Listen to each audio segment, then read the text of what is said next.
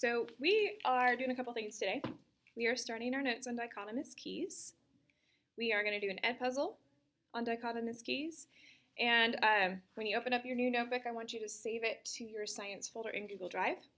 So I'm going to show you how to do that. So if you go to Unit 5 Adaptations Notebook, you open it up. Your notebook's going to look like this. Make sure you put your name on it. So reviewing a couple different ways to save it to your science folder. You can click on the Move folder at the top. And then currently it is in My folder. So you're going to click this back arrow until you get to your drive, to My Drive. And then from there, find your Science Notebook folder. If you have the 2021 folder, click on that and then click on Science. I labeled mine Science Notebook, so click it and then click Move.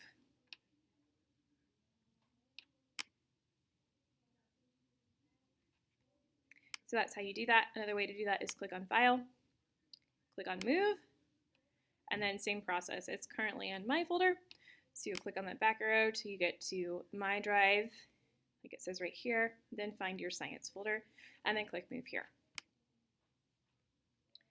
All right, so for our notes today, we're doing notes 4 through 12. Or sorry, slides 4 through 12. First slide is just your name, it's the title slide, and then this is your digital notebook guidelines, expectations. Slide 4 is a title slide. So if you look in Canvas, actually if you look at the dichotomous key notes, it tells you what to do on every slide. So slide 5 and 6, we're going to read over the information. There's a question to answer on slide 7, etc., etc. This is guidelines to fill out your notes for your notebook. In class, we're going over the notes. So if you hop on the Zoom, you can follow along with me. So slide 5 again is read over the information, talking about organisms. We're focusing on animals and plants.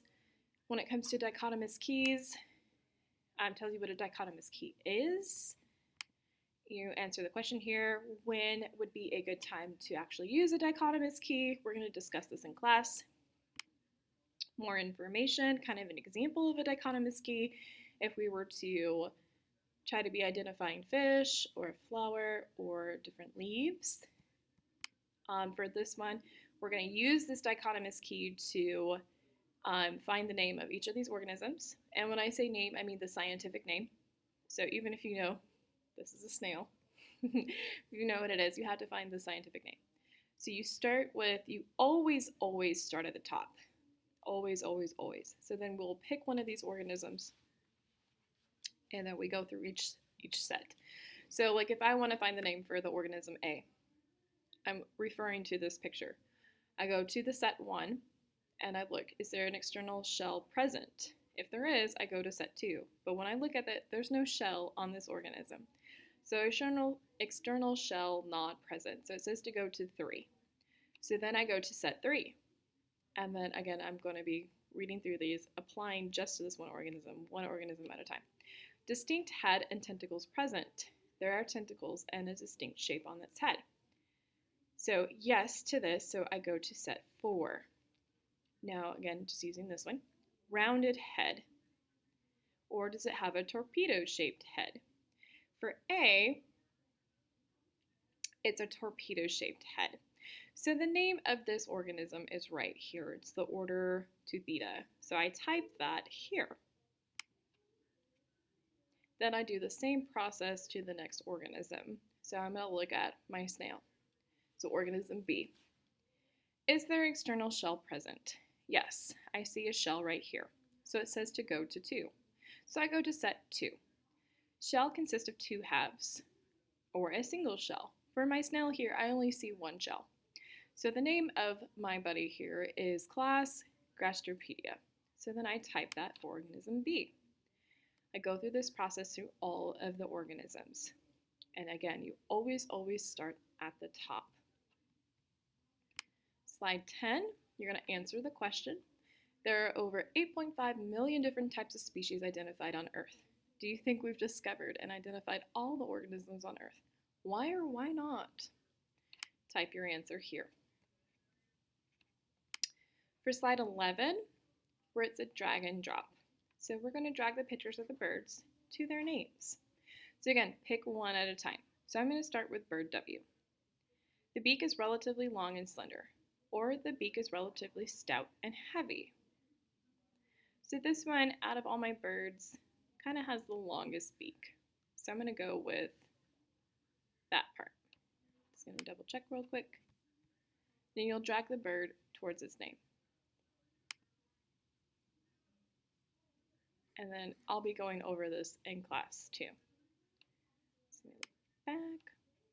So we're going to go, actually this one's kind of more heavy. So he's got a heavy beak. So it says to go to set 2. So for set 2, the bottom surface of the lower beak is flat and straight. Or we have the bottom surface of the lower beak is curved. So again, answering all those questions, and then you'll drag the bird and place him by his name.